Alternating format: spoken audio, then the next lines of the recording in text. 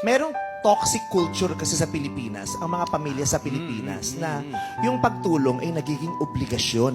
Yes. Kaya merong research na nagsasabi na kaya marami daw Pilipino ang hindi talaga umaasenso kasi aasenso dapat sila kung nag-focus sila sa sarili nila.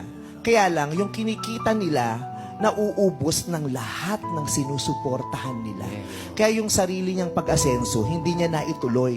Ang ending, lahat silang nanatili sa ganong level. Hindi siya nakaangat dahil yung pangpaangat niya sana, naubos ng lahat ng umasa sa kanya.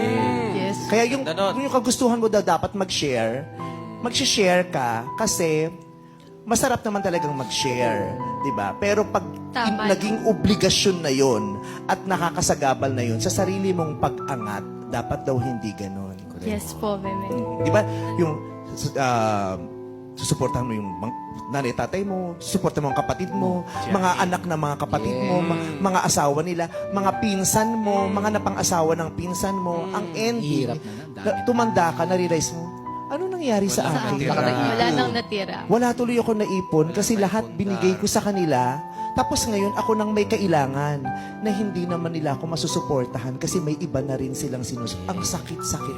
Opo. Ang daming Kaya ikaw, it's